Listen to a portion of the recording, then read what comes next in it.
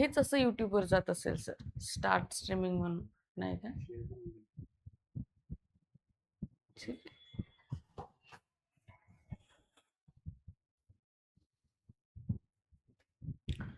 नमस्कार, तुमच्या सगळ्यांचं आपल्या सायन्सच्या सेशनमध्ये खूप खूप स्वागत आहे. आता बघा, MPSC साठी आपलं जे सायन्स असतं हे 3 विभागामध्ये डिवाइड केलंय.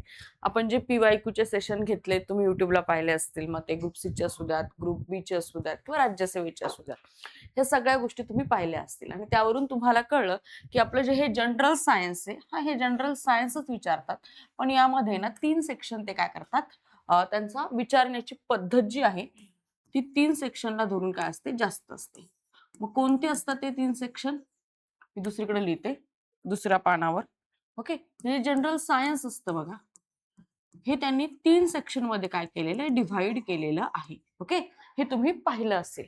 त्यामध्ये कोणते 3 सेक्शन आहेत? तर एक आहे आपला फिजिक्स, ओके, दुसरा आहे आपला बायोलॉजी, सॉरी केमिस्ट्री, आणि तिसरा आहे बायोलॉजी. दुसरा आहे केमिस्ट्री, हा कलर दिसतोय का, थोडा फेंट कलर घेऊ, मला एकदा सांगा. आणि तिसरा आहे बायोलॉजी, राईट? आता बघा, MPSC मध्ये आपले 15 ते 20 प्रश्न सायन्सच्या सेक्शनला धरून येतात, पण त्यातलं जे वेटेज आहे, म्हणजे समजा 15 प्रश्न आपल्या एक्झामला येणार असतील तर 8 ते 9 प्रश्न हे बायोलॉजीला येतात. 8 ते 9 प्रश्न बायोलॉजीला धरून विचारले जातात, विच शोज की बायोलॉजीचं किती जास्त इम्पॉर्टन्स आहे, विच शोज बायोलॉजीचं किती जास्त इम्पॉर्टन्स आहे हे त्यातून आपल्याला कळतं. एक 8 ते 9 प्रश्न कशाचे येतात, बायोलॉजीचे येतात. म्हणजे more than 50% of the syllabus हा आपला कशाला आहे, बायोलॉजीला धरून आहे. नंतर बघा, सेकंड वेटेज येतं तुमचं, काय म्हणतात, उरलेलं अराउंड 25% असं पकडा, 2 मिनिटासाठी काय फरक पडतोय, 25% वेटेज फिजिक्सला आणि 25% वेटेज कशाला, आपल्या केमिस्ट्रीला. मग जेव्हा आपण अभ्यास करतो, हा कलर काही चांगला दिसत नाहीये, जेव्हा आपण अभ्यास करतो तेव्हा तेव्हा सुद्धा आपली जी पद्धत असली पाहिजे, आपला जो फोकस असला पाहिजे, हा बायोलॉजीवर जास्ती असला पाहिजे, बायोलॉजीवर जास्ती असला पाहिजे, राईट? त्यानंतर फिजिक्स किंवा केमिस्ट्री. आता बघा, हे काय शो करतं, बायोलॉजीवर आपला फोकस जास्ती असला पाहिजे. हे कुठून कळालं मला, हे कुठून कळालं मला, मला काही हे प्राप्त झाली का, देवाने मला येऊन काही मेसेज दिला का? तर नाही, आपले जे PYQ आहेत वेगवेगळ्या एक्झामचे, MPSCच्या, त्यातून हे कळालेलं आहे. मला काही देवाने येऊन नाही सांगितलं, मी PYQ पाहिले, त्यानंतर मला ह्या गोष्टी कळालेल्या आहेत. आता बघा म्हणजे काय, PYQ हे खूप इम्पॉर्टंट आहे आणि त्याच्या इम्पॉर्टन्स मागे आपलं काय म्हणता येईल त्याला, मला जा कलर पाहू द्या बरं. थोडासा चांगला कलर असेल ना तर मला इथे शिकवायला मजा येईल. ओके, हा कलर छान आहे, हा कलर छान आहे. ओके, PYQ हे काय आहेत, हे पाहिल्यानंतर मला ह्या सगळ्या गोष्टी कळालेल्या आहेत. म्हणजे PYQच्या बेसिसवर आपल्याला काय करायचं आहे, अभ्यास करायचा आहे. ओके, अभ्यास करायचा आहे. यासाठी तुम्हाला आपल्या जे YouTube चॅनलवर जे काही PYQ आहेत, ओके, सायन्सचे कोणत्याही एक्झामचे असू द्यात, MPSC रिलेटेड, ते सगळे तुम्ही काय करायचे, एकदा पाहून घ्यायचे. जर पाहिले नसतील तर प्लीज ते पहा, आणि पाहिले असतील तर खूप चांगली गोष्ट आहे. मग या दिलेल्या प्रोग्रेसनुसार, या दिलेल्या सिस्टीमनुसार आपण जे काही स्टार्ट करणार आहोत, आपला जो काही अजेंडा असेल अभ्यासाचा, that will start with the biology. आपण बायोलॉजीच पहिले शिकणार आहोत. द रिझन इज, त्याला वेटेज जास्त आहे, त्याला वेटेज जास्त आहे. आता बायोलॉजी मध्ये काय काय शिकायचं हे जरा ऐका. बायोलॉजी मध्ये काय काय शिकायचं जरा ऐका. बायोलॉजी मध्ये सगळ्यात प्रायमरी जी गोष्ट आपल्याला शिकायला लागते ती म्हणजे सेल आणि सेलचे ऑर्गॅनल्स. ओके, स्पेलिंगला जरा माझ्या माफ करायचं. सेल आणि सेलचे ऑर्गॅनल. मग कुठली सेल प्रोकॅरियोटिक आहे, कुठली युकॅरियोटिक आहे, त्यांचं क्लासिफिकेशन काय आहे, प्लांट सेल काय आहे, ॲनिमल सेल काय आहे, म्हणजे सेलच्या रिलेटेड सगळ्या गोष्टी आपल्याला शिकायच्या आहेत. हे झाल्यानंतर आपला जो दुसरा सेक्शन असेल शिकण्याचा, सेल शिकल्यानंतर तुम्हाला काय कळतं की तुम्ही थोडंसं ऍडव्हान्स जातो, आपण थोडंसं ऍडव्हान्स जातो आणि मग सेल डिव्हिजन हे सगळे टाईप काय होतं तिथे होऊन जातो. नंतर एक टॉपिक येतो बघा, जो लिव्हिंगही नाहीये नॉन लिव्हिंगही नाहीये असा येतो व्हायरस. त्या व्हायरसला आपल्याला शिकावं लागतं. का? कारण डिसीजेस सेक्शन मध्ये व्हायरसला खूप इम्पॉर्टन्स आहेत. मग डिसीजेस आपण म्हणतो की पोलिओ व्हायरल डिसीज आहे. एड्स काय आहे तुमचा, काय म्हणता, इम्युनो डिफिशियन्सी व्हायरस येतो, तो व्हायरल डिसीज आहे. पॉप्युलमा व्हायरस आहे. म्हणजे व्हायरस जे आपण डिसीजेस मध्ये कोणत्या प्रकारचा व्हायरस आहे ते शिकतो, त्याची बेसिक इन्फॉर्मेशन आपल्याला इथे घ्यावी लागते. त्यानंतर बघा आपलं जे काय म्हणतात 5 किंगडम क्लासिफिकेशन. 5 किंगडम क्लासिफिकेशन कुणाचं, तर RH विटेकर यांचं शिकावं लागेल आपल्याला. यांचं 5 किंगडम क्लासिफिकेशन शिकावं लागेल. मग याच्यामध्ये मोनेरा असू द्यात, तुमचं प्रोटिस्टा असू द्यात, फंगी असू द्यात, प्लांटी असू द्यात, अॅनिमिलिया असू द्यात, ह्या सगळ्या गोष्टी आपल्याला याच्यामध्ये शिकाव्या लागतात. ते झाल्यानंतर आपल्याला ह्युमन सिस्टीम, ह्युमन, ओके. मग ह्युमन मध्ये आपले सगळे बॉडीच्या ज्या काही सिस्टीम आहेत त्या स्टार्ट विथ युअर काय म्हणतात digestive system, then respiratory system, then तुमचं reproductory system, excretion system, circulatory system, ह्या सगळ्या सिस्टीम आपल्याला तिथे शिकाव्या लागतात. मग ते शिकल्यानंतर अजून काय म्हणतात nervous system, okay, central nervous system, त्याच्यामध्ये आपल्या ज्या हार्मोनल सिस्टीम आहेत ती सुद्धा शिकावी लागते. म्हणजे ह्युमनला इन जनरल आपल्याला शिकायचं आहे. आणि ह्युमनला शिकल्यानंतर विटामिन्स वगैरे सगळ्या गोष्टी, डाएट्स बीट, ते शिकल्यानंतर मग ह्युमनला इम्पॅक्ट करणारे डिसीजेस कोणकोणते आहेत ते शिकायचं आहे. डिसीजेस कोणकोणते आहेत ते शिकायचं आहे. म्हणजे ह्युमन सिस्टीम आणि मग ह्युमन सिस्टीम आणि मग डिसीजेस, असा हा मोठाच्या मोठा सेक्शन असेल. हा एक मोठाच्या मोठा सेक्शन असेल. आणि त्यानंतर आपल्याला शिकायचे प्लांट्स. त्यानंतर आपल्याला शिकायचे प्लांट्स. मग पुन्हा प्लांट्सचे काय म्हणतात, जी काही त्यांची इंटेक सिस्टीम असते, xylem phloem, water intake system, food intake system, ते सगळं शिकायचं आहे. क्रेप सायकल असेल, फोटोसिंथेसिस असेल, ते सगळ्या भानगडी शिकायच्या आहेत. आणि प्लांट्स मधले सुद्धा हार्मोन शिकायचे आहेत आणि प्लांट्स मधले सुद्धा काय डिसीज शिकायचे आहेत. म्हणजे प्लांट सिस्टीम आणि त्यांचे डिसीजेस, हा काय झाला आपला मोठी एक बायोलॉजीचा सेक्शन झाला. या पर्टिक्युलर हिशोबाने आपल्याला जायचं आहे. इन डिटेल होईल. एक्झामचा कुठलीही एक्झाम असू दे एमपीएससीची, त्यामध्ये तुम्हाला याच्या रिलेटेड प्रश्न दिसतील आणि ते व्यवस्थितरित्या लेक्चर अटेंड केल्यानंतर तुमचे सॉल्व्ह होतील. त्यात काही एक प्रॉब्लेम होणार नाही. ओके, त्यात काही एक प्रॉब्लेम होणार नाही, एवढी गॅरंटी माझी. ओके, एवढी गॅरंटी माझी. आता बघा पुढे, हे सगळं झाल्यानंतर ही झाली तुमची बायोलॉजी. त्यानंतरचा सेक्शन आपण चालू करू ऑब्विसली केमिस्ट्री.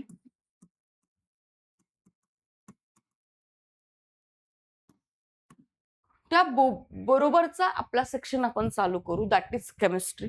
केमिस्ट्रीमध्ये आपण काय शिकणार आहोत, ऍटम. थोडस व्यवस्थित करू करायला, थोडं खाली घेते, मला लिहिल्यानंतर मी त्याला वर सरकवते. केमिस्ट्री. मग केमिस्ट्रीमध्ये ऍटमचं स्ट्रक्चर, ऍटमचं स्ट्रक्चर आणि वेगवेगळ्या ज्या थ्योरीज दिलेल्या आहेत. मग कोणची थ्योरी आहे, एक रुदरफोर्डची थ्योरी आहे. मग नंतर तुमचं काय म्हणता येईल, चॅडविकने न्यूट्रॉन शोधला, इलेक्ट्रॉन कोणी शोधला, अशा वेगवेगळ्या थ्योरीज आहेत, त्या आपल्याला पाहायच्या आहेत. मग ह्या ऍटमच्या सगळ्या थ्योरीज, त्याचं क्लासिफिकेशन पाहिल्यानंतर नेक्स्ट जो सेक्शन असणार आहे दॅट इज पिरियॉडिक टेबल. मग पिरियॉडिक टेबल लिहिण्यासाठी किती अटेम्प्ट झाले, मग ड्रोबेनायरचा ट्रायड्स असेल, न्यूलँडचा ऑक्टेव्ह असेल, मेंडेलिव्हचा पिरियॉडिक टेबल असेल on the basis of atomic mass, आणि नंतर मॉडर्न पिरियॉडिक टेबल, ह्या सगळ्या गोष्टी शिकायच्या. त्या आपले जे एलिमेंट्स असतात त्याचे ट्रेंड्स काय आहेत, मग एस ब्लॉक एलिमेंट कोणते, पी ब्लॉक कोणते, अजून डी ब्लॉक कोणते, एफ ब्लॉक कोणते लॅन्थेनाइड्स आहेत, कोणते ऍक्टिनाइड्स आहेत, ह्या सगळ्या भानगडी आपल्याला त्याच्यात शिकायच्या आहेत. ते झाल्यानंतर इनऑर्गॅनिक केमिस्ट्री आपल्याला पाहायची आहे. मग याच्यामध्ये मोल, molar mass, okay, number of atom, त्या सगळ्या भानगडी, PV = NRT, या फॉर्म्युल्याच्या रिलेटेड बऱ्याच गोष्टी पाहायच्या आहेत. त्यानंतर इनऑर्गॅनिक केमिस्ट्रीमध्ये खूप जास्त काय 11वी-12वी लेवलचं नाही करायचं. एक रिॲक्शनचा टाईप पाहिजे. रिॲक्शन कशा होतात, डिस्प्लेसमेंट, डबल डिस्प्लेसमेंट, सबस्टिट्यूशन, ह्या सगळ्या रिॲक्शन पाहायच्या आहेत. ऍसिड बेसचं क्लासिफिकेशन पाहायचंय. वेगवेगळे तुमचा टिंडल इफेक्ट असतील, ह्या सगळ्या भानगडी पाहायच्या आहेत. ओके. त्यानंतर काय पाहायचं आहे, तर त्यानंतर वेगवेगळे एलिमेंट, मग गोल्डचं काय म्हणतात तुमचं, गोल्डचं एक्स्ट्रॅक्शन कसं करायचं, सिल्वरचं कसं, ओर इन जनरल मेटलर्जी पाहिजे आहे. इनऑर्गॅनिक केमिस्ट्रीमध्ये मेटलर्जी एक खूप मोठा सेक्शन आहे, तो आपल्याला पाहायचा आहे. इथपर्यंत आपली एक जी बेसिक एक्झामला लागते एवढी केमिस्ट्री काय होते, होऊन जाते. त्यानंतर काय पाहायचं आपल्याला, ऑर्गॅनिक केमिस्ट्री. मग 11वी-12वी एवढी ऑर्गॅनिक केमिस्ट्री पाहिजे का, तर नाही. जी बेसिक कीटॉन्स कशाला म्हणतात, अल्डिहाइड्स कशाला म्हणतात, ऑक्झिलिक ऍसिड कशाला म्हणतात, ऍसिटिक ऍसिड, हे ऍसिडिक ऍसिडचा ग्रुप, अल्कोहोल्स कशाला म्हणतात, अजून हे सगळे जे काही 8 आहेत आपले सबस्टिट्यूट, त्यांचे फॉर्म्युले वगैरे पाहिजे आणि कोणत्या गोष्टी कुठे यूज केल्या जातात आपल्या डे टू डे लाईफमध्ये ते पाहायचं आहे. हे झाल्यानंतर ड्रग्स हा जो विषय, तर तो जनरली आपण बायोमध्येच कव्हर करू. डिसीजेस मध्ये ड्रग्स सुद्धा कव्हर होऊन जातात. जी केमिस्ट्री असते, पण ठीक आहे तिकडेच कव्हर करून टाकू. तर हे काय होईल, तुमचा केमिस्ट्रीचा सेक्शन काय होईल, माझ्या साइडने कंप्लीट होईल. ओके, माझ्या साइडने काय होईल, कंप्लीट होईल. उसके बाद आपको क्या करना है, उसके बाद हम चलेंगे फिजिक्स की तरफ. हम कहाँ चलेंगे, फिजिक्स की तरफ. इसको थोड़ा सा मूव करूं क्या ऊपर, तुमको दिखेगा फिर. ओके, फिर हम मूव करेंगे टुवर्ड्स दी फिजिक्स. हम क्या कहा जाएंगे, हम फिजिक्स सीखेंगे.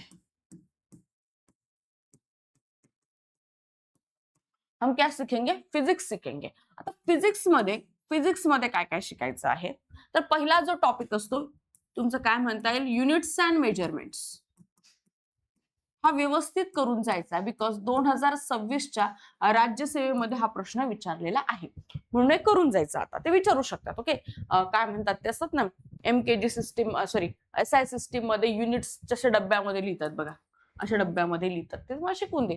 ओके, ते आपल्याला करायचे. त्यानंतर बघा, ग्रॅव्हिटेशन हा पर्टिक्युलर सेक्शन करायचा आहे. मग ग्रॅव्हिटेशन सेक्शन करण्याच्या आधी बऱ्याच साऱ्या बारीक गोष्टी असतात. मग डिस्टन्स काय, डिस्प्लेसमेंट काय, वेलॉसिटी काय, स्पीड काय, ऍक्सिलरेशन काय, ह्या सगळ्या गोष्टी पाहिजेत. मग 3 ते जे लॉज आहेत बघा, न्यूटनचे इक्वेशन आहे related to speed, distance, time, ते आपल्याला करायचे आहेत. U is a is equal काय तुमचा, v is equal to UT plus half AT square. Distance एक आहे आणि एक परत तुमचं काय म्हणतात, ऍक्सेलरेशनचे. असे 3 इक्वेशन आहेत, ते 3 इक्वेशन करायचे आहेत. नंतर काय करायचं, ग्रॅव्हिटेशनचे लॉ करायचे आहेत. मग ते करता करता आपण काय करू, gravity g, acceleration due to gravity, याचा कसा संबंध आहे ग्रॅव्हिटेशनल कॉन्स्टंट मोठ्या जी सोबत, ते आपल्याला पाहायचंय. आणि असं करत करत करत आपल्याला काय करायचंय, ग्रॅव्हिटेशन या टॉपिककडे यायचंय. म्हणजेच काय करायचे, न्यूटनचे 3 नियम पाहिजेत ग्रॅव्हिटेशनचे. म्हणजे हा टॉपिक काय मोठा आहे, कन्सेप्च्युअल आहे, पण त्याच्या आधी बरेचसे बारीक बारीक टॉपिक आपण कव्हर करू, काळजी करू नका. हे झाल्यानंतर ग्रॅव्हिटेशनचा सेक्शन झाल्यानंतर, ओके, ग्रॅव्हिटेशनचा सेक्शन झाल्यानंतर आपल्याला एनर्जी सेक्शन करायचं आहे. मग कन्झर्वेशन ऑफ द एनर्जी, इथे पण कन्झर्वेशन ऑफ द मोमेंटमचा लॉ येतो, तो करायचा आहे. नंतर एनर्जी सेक्शन मध्ये conservation of energy, kinetic energy काय असते, पोटेन्शियल एनर्जी काय असते, ह्या सगळ्या गोष्टी. इव्हन याच्यामध्ये फ्रिक्शन पण येतं, माझ्या लिहायचं राहिलं माझ्याकडून. फ्रिक्शन हा एक मेजर टॉपिक आहे. फ्रिक्शनच्या रिलेटेड कॉन्सेप्ट ह्या सुद्धा आपल्याला काय करायचे असतात. त्यानंतर एनर्जी सेक्शन म्हणजे एनर्जी कन्झर्वेशनचा लॉ असेल, मग कायनेटिक एनर्जी काय, पोटेन्शियल एनर्जी काय, अशा बऱ्याच गोष्टी आपल्याला त्याच्यामध्ये करायच्या आहेत. ओके, हे झाल्यानंतर, हे एनर्जी सेक्शन झाल्यानंतर वर्क अँड टाइम. आता हे वर्क अँड एनर्जी सोबतच येते. ओके, पहिले वर्क येतं, इथे थांबा, पहिले वर्क येतं, मग एनर्जी येतं, हे सोबतच येतं, हे आपण सोबतच करून घेऊ. हे झाल्यानंतर एक मेजर सेक्शन येतो आपल्या फिजिक्सचा, दॅट इज इलेक्ट्रिसिटी. मग याच्यामध्ये ओहमचा लॉ असेल, रेजिस्टर तुमच्या पॅरलल मध्ये चिटकवलेत, रेजिस्टर तुमचे सिरीज मध्ये चिटकवलेत, मग इफेक्टिव्ह रेजिस्टन्स काढा, चार्ज काय असतो, करंट काय असतो, व्होल्टेज काय असतात, ॲमीटर काय म्हणतात, व्होल्टमीटर, ह्या सगळ्या भानगडी आपल्याला त्याच्यामध्ये पाहायच्या आहेत. ते झाल्यानंतर एक मेजर सेक्शन येतो, that is energy. That is तुमचं काय म्हणता येईल, थर्मोडायनामिक्स म्हणा.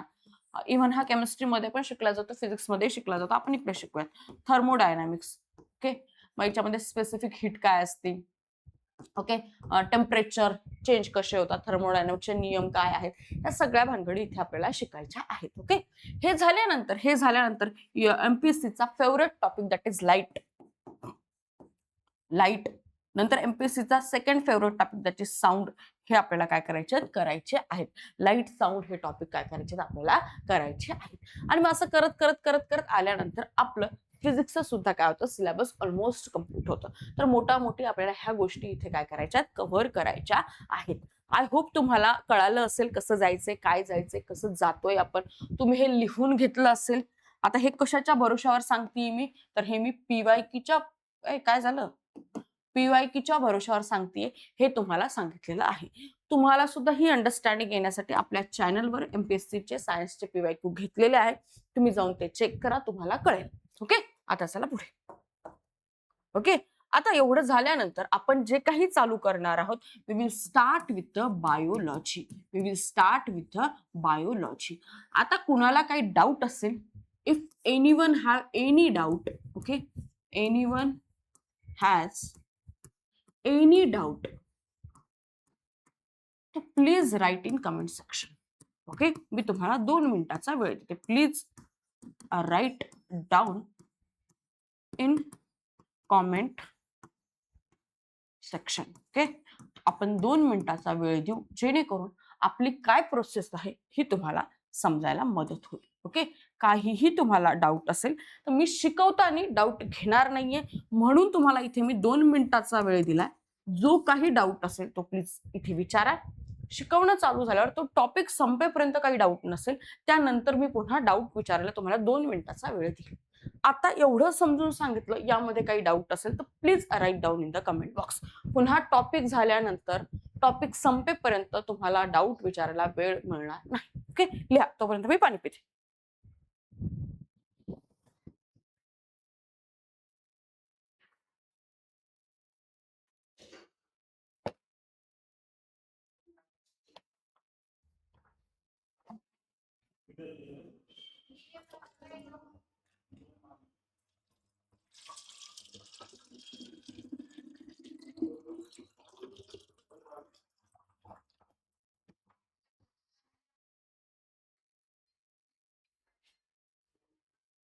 काहीही डाऊट असेल तर प्लीज कमेंट बॉक्स मध्ये लिहा. 2 मिनिटाचा टाइम संपत आलेला आहे. I will start lecture soon. Okay, मी पाणी पिते.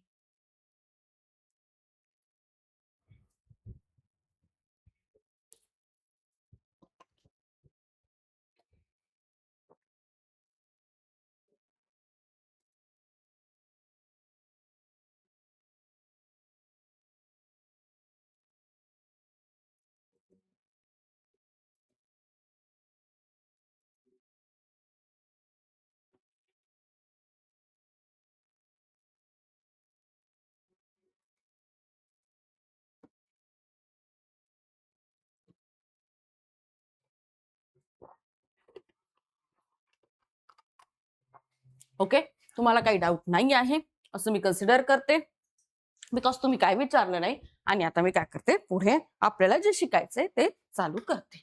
आय होप इथपर्यंत सगळ्या गोष्टी क्लिअर असतील. ह्या पीपीटी, अजून 2 गोष्टी, ह्या पीपीटी आफ्टर लेक्चर तुम्हाला मिळून जातील. कसं रे, तुम्हाला मिळून जातील. लगेच मी टाकेल ऍपमध्ये, काळजी करू नका, तुम्हाला मिळून जातील. ह्याच आपल्या नोट्स असतील, एवढंच करायचंय. याच्या व्यतिरिक्त काहीच करायचं नाही. हे जे सांगितलेलं आहे, आता 2-3 प्रश्न तुम्ही विचारले नाही तरी येतात. नोट्स ह्या ज्या पीपीटीज आहेत, ह्या इटसेल्फ नोट्स आहेत. त्यामुळे नोट्स ओरडायचं नाही. लेक्चर झाल्या किंवा उद्यापासून लेक्चरच्या आधी तुम्हाला ऍप मध्ये मिळून जातील. अजून 2 गोष्टी. आपलं काय चालू आहे, सायन्स सेक्शन चालू आहे. सायन्सला धरून related to science, related to science. Okay, आपल्या युट्यूब चॅनलवर उद्यापासून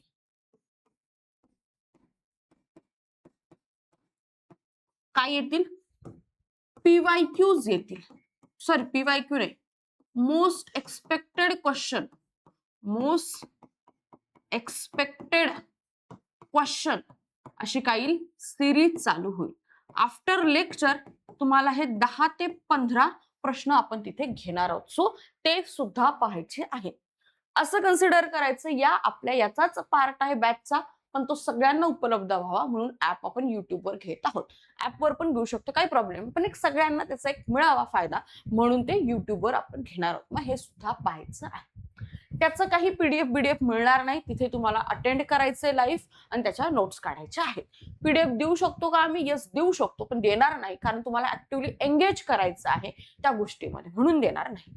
ह्या काय झाल्यात, काही स्पेसिफिकेशन झाले. आय होप हे क्लिअर झाले असतील. आता चला पुढे आपण स्टार्ट करतोय बायोलॉजी पासून. ओके, जीवशास्त्र, त्याची ओळख आणि मूलभूत ज्या काही माहिती आहे, मूलभूत ज्या काही संज्ञा आहेत त्या आता आपण पाहणार आहोत. We will start with the biology, आणि पहिलं जे आहे जीवशास्त्र, त्याचे बेसिक याची अंडरस्टँडिंग आपण करणार आहोत. ओके, बायोलॉजी काय आहे? The science of living being.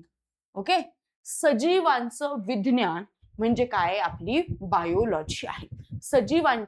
सजीवांचा अभ्यास करणारे शास्त्र म्हणजे कोणते शास्त्र? जीवशास्त्र होय. संपला विषय. चला पुढे.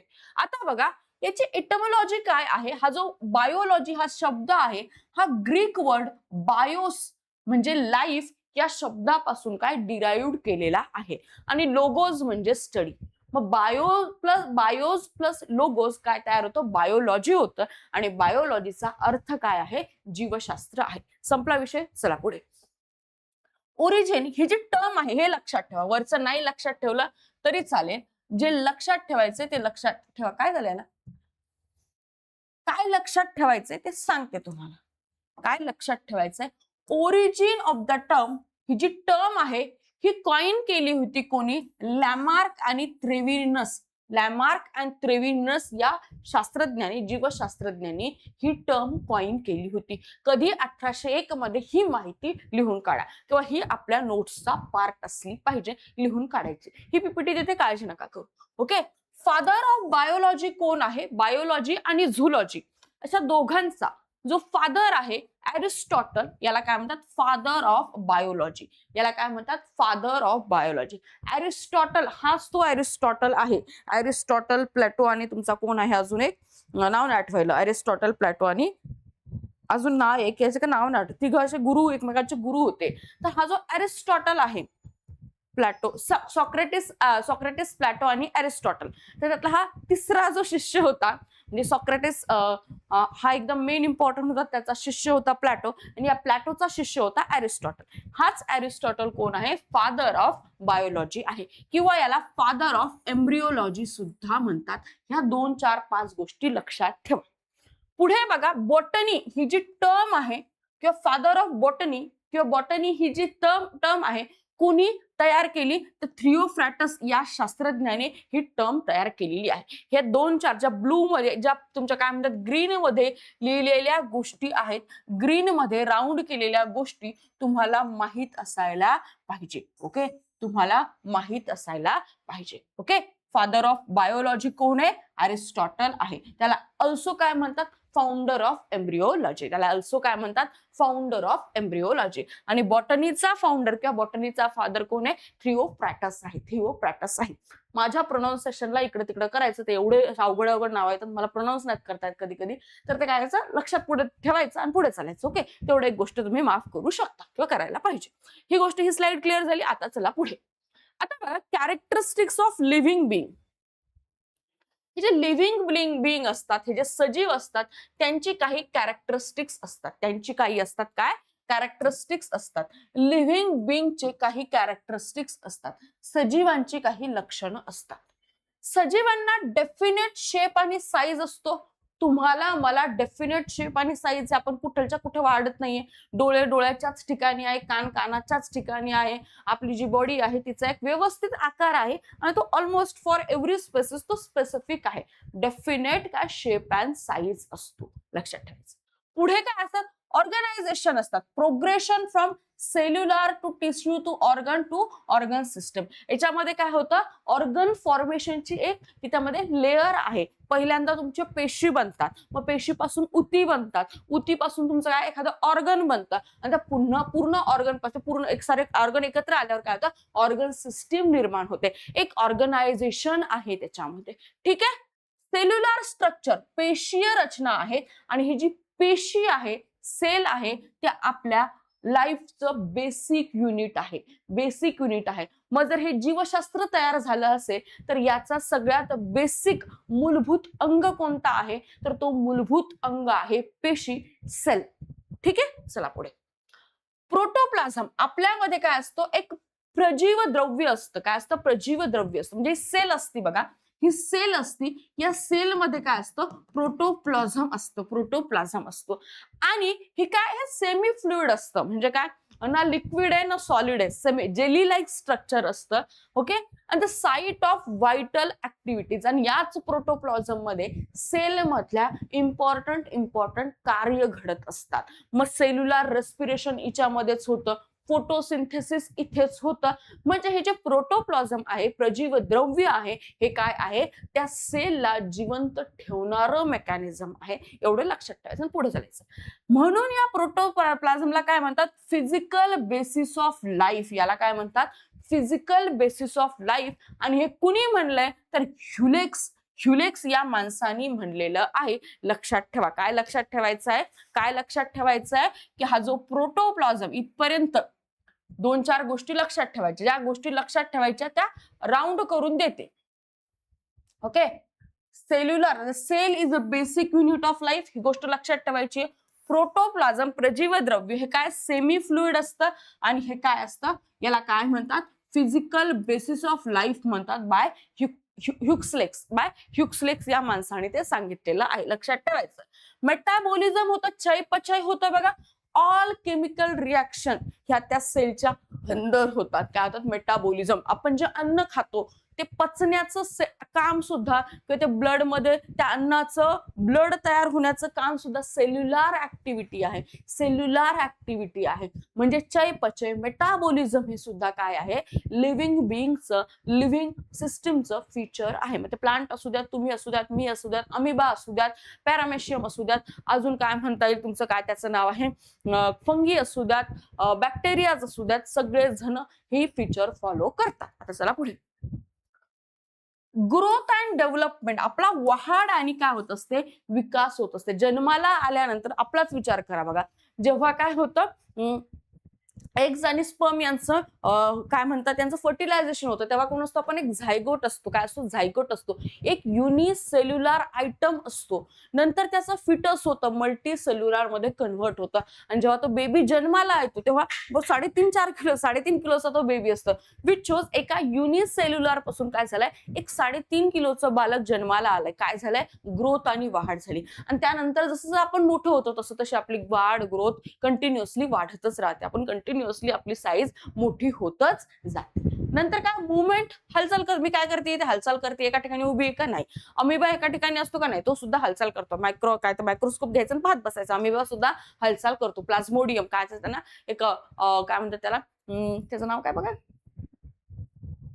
त्यांना ना असे काय म्हणतात त्याला, इमॅजिनरी नाही, कन्व्हर्टेबल लेग्स असतात, सुडोपोडियम्स म्हणतात. त्यांचे जे पाय असतात ना, ते ऍक्च्युअली ते खाण्यासाठी पण, मुवमेंटसाठी पण वापरल्या जातात. ओके. तर हे सगळ्या प्रोसेस आहे. हालचाल होते. Response to stimuli. मला कोणी चिमटा काढला तर माझी आग होईल. तर माझी आग होईल. हे कुठून आलं, चेतना क्षमता आहे आपल्यामध्ये, नर्वस सिस्टीम आहे आपल्यामध्ये. मग त्या झुरळाचा तुम्ही पाय ओढून घेतला तर त्यालाही कसं तरी होईल. याच्यामध्ये सुद्धा काय, चेतना क्षमता आहे. म्हणजे स्टिम्युलसला, बाहेरच्या एखाद्या ऍक्शनला आपण काय येतो, उत्तर देत असतो, तसं रिॲक्ट करत असतो. ओके. नंतर काय, एक्सक्रिशन, उत्सर्जन, रिमूव्हल ऑफ मेटाबॉलिक वेस्ट.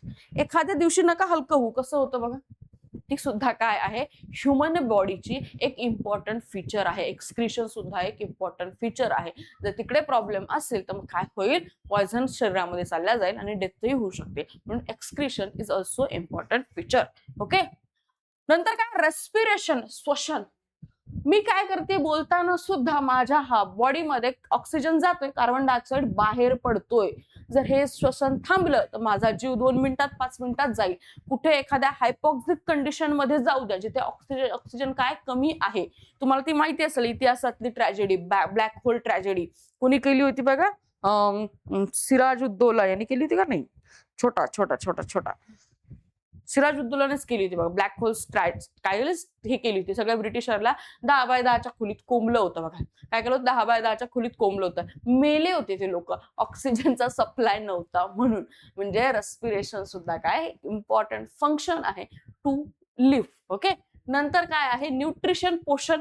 जर मी न्यूट्रिएंट घेतलेच नाही, मॅक्रो आणि मायक्रो ऑर्गॅनिझम मी खाल्लेच नाही, माझ्या आहारामध्ये त्याचा समावेशच नसेल, तर इथे उभं राहून मी बोलू शकेल का, नाही. म्हणजे न्यूट्रिशन सुद्धा काय आहे, एक इम्पॉर्टंट फीचर आहे, एक इम्पॉर्टंट फीचर आहे. आय होप ही गोष्ट तुम्हाला कळाली असेल. ओके.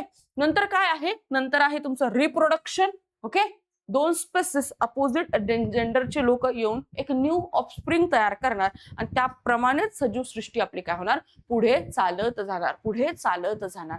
तर जे रिप्रोडक्शन आहे ते काय म्हणतात, डेव्हलपमेंटसाठी किंवा चेंजसाठी किंवा त्या चेंजला अडॅप्ट होण्यासाठी एक इम्पॉर्टंट असं फीचर आहे. सर्व्हायव्हल ऑफ द फिटेस्ट कोण शिकवतं, रिप्रोडक्शन शिकवतो. ओके. जर स्पेसिस फर्टाईल ऑफस्प्रिंग बनवू शकत नसेल तर त्यांना आपण स्पेसिस कन्सिडर करत नाही, त्या ग्रुपचे स्पेसिस कन्सिडर करत नाही. कारण 2 सेम स्पेसिसचे लोक एकत्र आल्यानंतर नवीन एक स्पेसिस तयार होती आणि ती स्पेसिस कशी असली पाहिजे, फर्टाईल असली पाहिजे. आणि हे फीचर कोणाचं आहे, लिव्हिंग बीइंगचं आहे आणि याला आपण काय म्हणतो, रिप्रोडक्शन म्हणतो. नंतर बघा, जेनेटिक कंटिन्युटी. तुमच्या आई वडिलांचा डीएनए तुमच्यामध्ये आणि तुमचा डीएनए तुमच्या बालकांमध्ये जाणार आहे. म्हणजे DNA passes straight to next generation. मग कोण कोणाची आई आहे, कोण कोणाचं वडील आहे हे त्यावरून कळतं. म्हणजे काय, एक कंटिन्युटीचं फीचर आपल्याला जेनेटिक ट्रान्समिशन किंवा जेनेटिक कंटिन्युटी मधून आपल्याला कळतं. खूप छान उदाहरण आहे, एस मध्ये सुद्धा लिहू शकतो. कंटिन्युटी अँड चेंज, तर डीएनएचं उदाहरण तिथे लिहू शकतो. नंतर बघा, homeostasis, maintenance of stable internal environment. आता बाहेर कितीही पाऊस पडू द्या, आपल्या बॉडीचं एक जे टेम्परेचर आहे ते मेंटेन राहतं. बाहेर किती ऊन पडू द्या, आपल्या बॉडीचं एक टेम्परेचर काय तर मेंटेन राहतं. जे होमिओस्टेटिस नावाचे जे फीचर आहे ते लिव्हिंग बीइंग मध्ये, लिव्हिंग एलिमेंट मध्ये असतं आणि ते काय करतात, लिव्हिंग असण्याचा एक पुरावा आहे. आता एवढे डिटेल का सांगितलं हे, कारण याच्यावर प्रश्न आलेली आहेत. आपल्या एमपीएससीने बऱ्याच साऱ्या एक्झाम मध्ये प्रश्न विचारलेली आहेत, म्हणून हे डिटेल घेतलेलं आहे. आय होप ही गोष्ट क्लिअर झाली असेल. क्लिअर झाली असेल तर तुम्ही कमेंट बॉक्समध्ये तसं क्लिअर लिहा. ओके. नसल झालं तरी नॉन क्लिअर लिहा. ओके. आता हे झालं असेल तर एका मिनिटात आपण काय करूया, पुढचं section that is cell biology, discoveries आणि थ्योरी हे पाहूयात. अतिशय इम्पॉर्टंट आहे, पण त्याआधी मी पाणी पिते.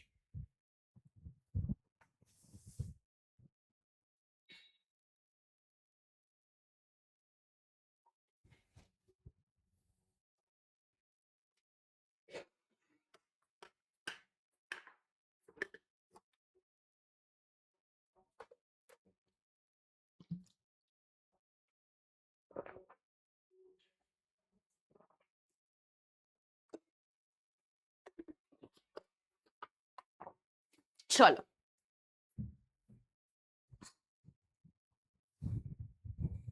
आजा. खूप इम्पॉर्टंट आहे, प्रश्न विचारलेली आहेत, तुम्हाला माहिती असतील. आताच रिसेंटली 2024ला सेल थेअरीवर प्रश्न येऊन गेलाय आणि त्याच्या आतमधल्या बऱ्याच गोष्टीवर नेहमीच प्रश्न येतो. सो इम्पॉर्टंट आहे, पाहून जाऊया. ओके. काय आहे बघा, cell biology, discoveries and theories. Okay. आता बघा, सेल काय आहे, बेसिक स्ट्रक्चरल अँड फंक्शनल. अरे काय झालं रे, काय झालं रे, सेल काय आहे, सेल काय आहे,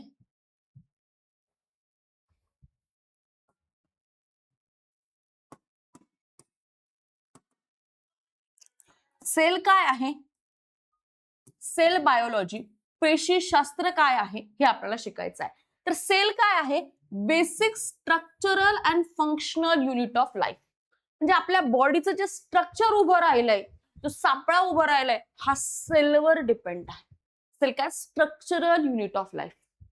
सेल काय? Functional unit of life. एखाद्या सेलने फंक्शन करणं सोडून दिलं तर दुसरी सेलही फंक्शन करणं, काहीतरी बॉडीमध्ये डिफेक्ट आला म्हणून सेलने फंक्शन करणं सोडून दिलं तर ती सेल डेड होऊन जाते, तिचं कार्य समाप्त होतं. तिचं कार्य समाप्त झालं, अशा हजारो सेलचं कार्य समाप्त झालं, तुमचं कार्य समाप्त नाही होणार का? म्हणून सेल काय? एक फंक्शनल युनिट ऑफ लाईफ सुद्धा आहे. ओके, कळालं? ह्याच्या सेल्स असतात, त्यावर आपण ॲनिमल्स काय करतो, जे काही तुमच्या स्पेसीज आहेत त्यांना आपण डिव्हाइड करतो. मग काही स्पेसीज ह्या काय असतात? युनिसेल्युलर असतात, एकपेशीय असतात. त्यांच्यामध्ये काय असते? सिंगल सेल असते. ओके, सगळ्या काय ज्या ऍक्टिव्हिटी होणार आहेत त्या सिंगल सेल मध्येच होणार आहेत. ह्या सिंगल सेल पेशी आपल्याला डोळ्यांनी दिसत नाहीत. ह्या सिंगल सेल स्पेसीज आपल्याला डोळ्यांनी दिसत नाहीत. मायक्रोस्कोप यूज करावा लागतो. याची उदाहरणं काय आहेत? अमिबा, पॅरामेशियम ही त्याची उदाहरणं आहेत. ही त्याची काय उदाहरणं आहेत. नंतर असतं बघा दुसरा टाईप, मल्टीसेल्युलर. तुम्ही मी कोण आहे? मल्टीसेल्युलर. आपल्या बॉडीमध्ये एका पेशीने काम करणं सोडलं तर आपल्याला लगेच जीव जात नाही. आपल्या बॉडीमध्ये हजारो पेशी तयार होत असतात सायमल्टेनियसली आणि हजारो पेशी डेड होत असतात सायमल्टेनियसली. हजारो तयार होतात, हजारोंची डेथ होती. मग आपण कोण आहोत? मल्टी सेल्युलर आहोत. आपण बहुपेशीय प्राणी आहोत, बहुपेशीय आहेत. याच्यामध्ये काय असतात? मेनी सेल्ड ऑर्गॅनिझम असतात. याच्यामध्ये कोण येतं? प्लांट येतं, ॲनिमल येतं, ह्युमन, सगळे लोक याच्यामध्ये येत असतात. ओके, आता बघा ही जी सेल असते, ही जी संस्था आहे, हे पाठ करून ठेवा. कसं पाठ करायचं बघा. पहिल्यांदा एक सेल तयार होती. जेव्हा पहिल्यांदा सजीव सृष्टी आपल्या पृथ्वीवर तयार होत असेल तेव्हा पहिल्यांदा डायरेक्ट ह्युमन नाही आला. ह्युमन तो खूप ऍडव्हान्स स्पीसीज आहे. मग सगळ्यात आधी काय तयार झालं असेल? सेल तयार झालं असेल, एक पेशी तयार झाली असेल. मग अशा एक पेशीचं काय झालं? 2 पेशी, 3 पेशी, 4 पेशी, 5 पेशी, 6 पेशी यांची काय झाली? एक ऑर्गनायझेशन ऑफ पेशी तयार झालं. ऑर्गनायझेशन ऑफ पेशी तयार झालं. त्याला आपण काय म्हणतो? टिश्यू म्हणतो. त्याला आपण काय म्हणतो? टिश्यू म्हणतो किंवा उती म्हणतो. एक सेल असते आपल्या बॉडीवर. स्किन काय आहे? Combination of those cell. Skin काय आहे? Combination of those cell. आणि मग स्किनला काय म्हणतात? टिश्यू म्हणतात. स्किनला काय म्हणतात? उती म्हणतात. तुम्ही बघा कधी काय म्हणतात, आंघोळ केल्यानंतर कधी कधी आपल्या बॉडीवर असं पांढरत पांढरत बाहेर पडतं, तर ते काय? डेड सेल्स असतात. त्या सेल्स बाहेर पडतात. मग तिथे नवीन सेल जन्माला आल्या म्हणून जुन्या ज्या कमजोर झाल्या त्या बाहेर पडल्या. डन. आता बघा जेव्हा खूप साऱ्या टिश्यू तुमच्या एकत्र येतात, टिश्यू 1, टिश्यू 2, टिश्यू 3, अशा खूप साऱ्या टिश्यू काय आल्या? एकत्र आल्या तर काय तयार होतो? एक ऑर्गन तयार होतो. काय तयार होतो? एक ऑर्गन तयार होतो, अवयव तयार होतो. फॉर एक्झाम्पल हार्ट तयार होण्यासाठी खूप साऱ्या टिश्यू एकत्र आल्या असतील, मग हार्ट काय झाला? ऑर्गन तयार झाला. माझा हार्ट पण तयार झाला, किडनी पण तयार झाली, तुमचं काय म्हणता येईल पॅनक्रियास पण तयार झालं, स्मॉल इंटेस्टाईन पण तयार झालं, लार्ज इंटेस्टाईन पण तयार झालं, ओसोफॅगस पण तयार झालं, अजून काय म्हणतात लिव्हर पण तयार झालं. आणि मग सगळ्यांना एकांना अरेंजमेंट मध्ये बांधलं. काय झालं? ऑर्गन सिस्टीम तयार झाली, डायजेस्टिव्ह सिस्टीम तयार झाली. मग खूप सारे ऑर्गन एकत्र आल्यानंतर काय तयार होते रे? ऑर्गन सिस्टीम तयार होते, अवयव संस्था तयार होते. काय तयार होते? अवयव संस्था तयार होते. लक्षात ठेवा. ओके, लक्षात ठेवा. आणि मग ह्या सगळ्या अवयव संस्था म्हणजे डायजेस्टिव्ह सिस्टीम, पुढे रेस्पिरेटरी सिस्टीम, सर्क्युलेटरी सिस्टीम, अशा सगळ्या सिस्टीम बनल्यानंतर तिथे काय तयार होतं? पूर्ण एक सजीव तयार होतो. मी कोण आहे? पूर्ण एक सजीव आहे. क्लिअर झालं हे? आता चला पुढे. जनरल फॅक्ट हे लक्षात ठेवा. सगळ्यात जी लार्जेस्ट, सगळ्यात मोठी जी सेल आहे ती कोणती आहे? सगळ्यात मोठी जी सेल आहे ती आहे ऑस्ट्रिचचं जे एग आहे ते सगळ्यात मोठी सेल आहे. ती किती आहे? 170 mm एवढी आहे. म्हणजे एवढी माझ्या हाताच्या असं 2 हात जर माझे घेतले तर एवढी मोठी ती सेल आहे. एवढं लक्षात ठेवा. ओके, सगळ्यात लांब लॉंगेस्ट सेल कोणती आहे? तर नर्व सेल, न्यूरॉन्स. जे आपले न्यूरॉन्स असतात ना, वेगवेगळे न्यूरॉन्स असतात ना, असं चित्र वाढलं असेल बघा, तुम्ही शाळेमध्ये काढलं असेल असं वाला. ही जे आहेत ना, ही सगळ्यात लॉंग अशी तुमची काय आहे, एक पेशी आहे. आय होप हे क्लिअर झालं असेल, हे लिहून काढलं असेल, हे कसं असतं हे तुम्हाला समजलं असेल. सेल कशी दिसते, तर सेल अशी दिसते बघा. याचं आता ह्याचे स्पेसिफिकेशन फीचर आपल्याला सगळं पाहिजे, काळजी करू नका. एवढं तुम्हाला क्लिअर झालं असेल अशी मी आशा करते, अशी मी काय करते, आशा करते. करू का? अशी आशा मी आता करते. ही सगळी आपली स्लाइड इथे अवेलेबल आहे. ओके, आता इम्पॉर्टंट डिस्कव्हरीज ह्या खूप इम्पॉर्टंट आहेत. कोणती सेल कोणी काढली, लिव्हिंग सेल काढली का डेड सेल काढली, त्यातला मायटोकॉन्ड्रिया कोणी डिस्कव्हर केला, हे खूप इम्पॉर्टंट आहे. याच्यावर प्रश्न विचारले जातात म्हणून आपल्याला डिटेल करायचं आहे. ओके, तुम्ही म्हणसाल आज का स्लो चाललाय, पहिला दिवस आहे म्हणून स्लो चाललेली आहे. ओके, नाहीतर युजली आपण फास्ट जायला पाहिजे, पण आज आपला पहिला दिवस आहे लेक्चरचा, म्हणून मी काय चाललेली आहे, स्लो चाललेली आहे. म्हणून मी स्लो चाललेली आहे. ओके, इम्पॉर्टंट डिस्कव्हरीज आता आपल्याला काय करायच्यात, पाहायच्या आहेत. ओके, 1665 मध्ये पहिल्यांदा रॉबर्ट हुक, जे काही ग्रीनने लिहिल ते तुम्हाला मस्ट पाठ झालंच पाहिजे.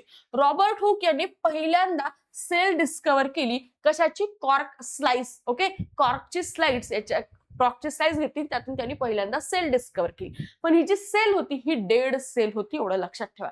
तर फादर ऑफ काय म्हणतात तुमचं, पहिल्यांदा सेल कोणी डिस्कव्हर केली, तर रॉबर्ट हुक यांनी केलेली आहे. ओके, आणि मग त्यांनी सेल ही टर्म काय केली, कॉइन केली. नंतर बघा 1674 मध्ये अँटन व्हॉन लिव्हनहुक, अँटन व्हॉन लिव्हनहुक यांनी पहिल्यांदा लिव्हिंग सेल डिस्कव्हर केली. यांनी पहिल्यांदा डिस्कव्हर नाही केली, ऑब्झर्व केली. समाजामध्ये सोसायटीमध्ये राहत होत्या, पण यांनी पहिल्यांदा ती ऑब्झर्व केली. लिव्हिंग सेल अँटॉन व्हॉन लिव्हनवर्क, पहिली सेल आपला रॉबर्ट हुक. क्लिअर झालं. आता पुढे फेलिस फोंटाना याने काय केला, न्यूक्लियस डिस्कव्हर केला. यांनी काय केला, न्यूक्लियस. ओके, या न्यूक्लियस मध्ये मग न्यूक्लियस असतं. न्यूक्लियस कोणी डिस्कव्हर केला, तर तुमच्या फेलिस फोंटाना यांनी डिस्कव्हर केला. हे नाही झालं तरी लक्षात, काही प्रॉब्लेम नाहीये, खालचं लक्षात ठेवा. रॉबर्ट ब्राउन यांनी न्यूक्लियस डिस्कव्हर केला. यांनी काय केला, न्यूक्लियस मध्ये न्यूक्लियस असतं, त्याच्यामध्ये नंतर फ्लुइड्स पण असतात. म्हणजे न्यूक्लिओलस मध्ये त्याच्यामध्ये फ्लुइड आणि मग त्याच्यामध्ये न्यूक्लियस. मग या न्यूक्लियस मध्ये तुमचं क्रोमोझोम, मग त्यांचे वेगवेगळे अरेंजमेंट असतात, ते आपण पुढे पाहूया. ओके, तर न्यूक्लियस केंद्रक कुणी डिस्कव्हर केलं, रॉबर्ट ब्राउन यांनी डिस्कव्हर केलेलं आहे. जे काही ग्रीन मध्ये करते ते तुमचं पाठ झालं पाहिजे. नंतर बघा पुर्किंजे यांनी प्रोटोप्लाझम, प्रजीव द्रव्य, तुम्हाला सांगितलं सगळ्या ज्या ऍक्टिव्हिटी आहे या प्रजीव द्रव्यामुळे पॉसिबल होतात. आणि हे जे प्रजीव द्रव्य आहे कुणी शोधून काढलं, व ती जी टर्म कुणी कॉइन केली, तर आपल्या पुर्किंजे यांनी कॉइन केलेली, लक्षात ठेवा. नंतर बघा शिम्समर यांनी क्लोरोप्लास्ट डिस्कव्हर केला, हरित लवक डिस्कव्हर केला. याच्यामुळेच फोटोसिंथेसिस होतं, हे पुढे काय झालं, पुढे समजलं आपल्याला. ओके, नंतर बघा रुडॉल्फ विर्चो. ओके, हे ओमनी सेल्युला ई सेल्युला हे वाचलं असेल तुम्ही, जर 11वी-12वी मध्ये सायन्स घेतलं असेल तर, बायोलॉजी असेल तुमचं तर. ओमनी सेल्युला ई सेल्युला म्हणजे काय, all cells are arise from the pre existing cell. कुठलीही नवीन पेशी ही तुमच्या ऑलरेडी एक्झिस्टिंग पेशीपासून तयार झालेली असते. हे स्टेटमेंट कुणाचं आहे, तर रुडॉल्फ विर्चो याचं आहे, लक्षात ठेवा. रुडॉल्फ विर्चो याचं आहे, लक्षात ठेवा. ओके, आता चला पुढे. वाइल्डर डिस्कव्हर क्रोमोझोम, काही गरज नाहीये. फेड्रिक मिशर, बघा हे नाव लक्षात ठेवा. Friedrich Miescher discover the DNA. हा तुमचा कशामध्ये, न्यूक्लियस मध्ये, क्रोमोझोम मध्ये कोण असतो, डीएनए. न्यूक्लिओलस मध्ये त्याच्यामध्ये न्यूक्लियस मध्ये क्रोमोझोम मध्ये डीएनए.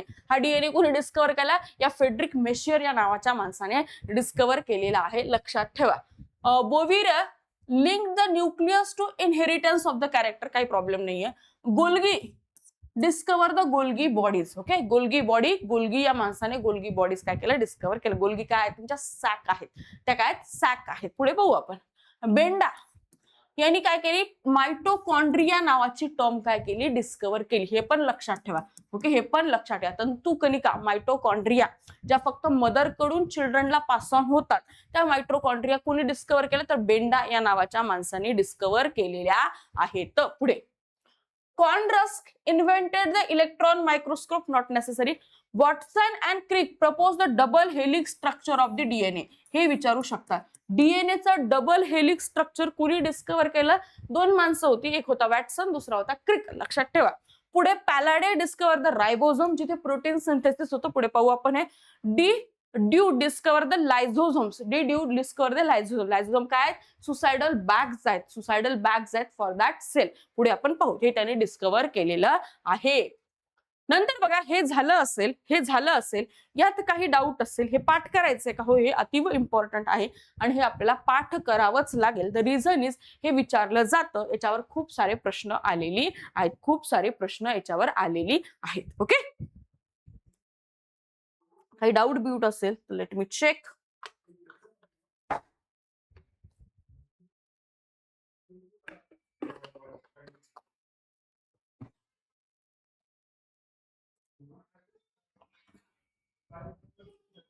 मला एकदा चेक करू द्या, पुढच्या 10 मिनिटांमध्ये हे सगळं होईल का? नाही, हे नाही होणार 10 मिनिटांमध्ये पुढच्या. आपण काय करूयात, इथे थांबूयात आणि मग पुढचं लेक्चर आपण काय करूयात नंतर घेऊयात. आय होप तुम्हाला एक स्ट्रक्चर कळालं असेल, कसं जाणार आहे आपण हे कळालं असेल, आपण किती डेप्थने जातो हे कळालं असेल आणि काय काय पाठ करायचं हे देखील कळालं असेल. तुम्हाला ह्या गोष्टी समजल्या असतील तर प्लीज तसं सांगा. काही डाऊट असेल तरीही तुम्ही कमेंट सेक्शन मध्ये मला सांगू शकता. मी 2 मिनिटं इथं अवेलेबल आहे. ओके, पुढचं सेक्शन आपण लगेच कंटिन्यू करूयात, काही प्रॉब्लेम नाहीये. माझा जरा पाय पण दुखतोय आज. ओके, तर तो होणारही नाही 10-15 मिनिटांमध्ये. क्लाइट सेल्फ अर्धा तास लागेल त्या सेक्शनला, कारण सेल आणि मग त्या सेलचे सगळे जे एलिमेंट्स आहेत ते पाहायचं आहे. तर इथे आपण थांबूयात, पुन्हा भेटूयात नेक्स्ट लेक्चर मध्ये. Till then thank you so much. उद्या पुन्हा आपलं कधी एक 10 वाजता लेक्चर असेल. 10 ते 11:30 पर्यंत आपण आपल्या इथे लेक्चर घेऊयात आणि मग 11:30 वाजता युट्यूबवर आपले जे काही 10-15 क्वेश्चन आपण घेणार आहोत ते आपण घेऊयात. ओके, आता इथे थांबूयात. तुम्हाला काही डाऊट असेल तुम्ही विचारा. तोपर्यंत तुमच्या सगळ्यांना thank you so much and bye bye. Bye bye.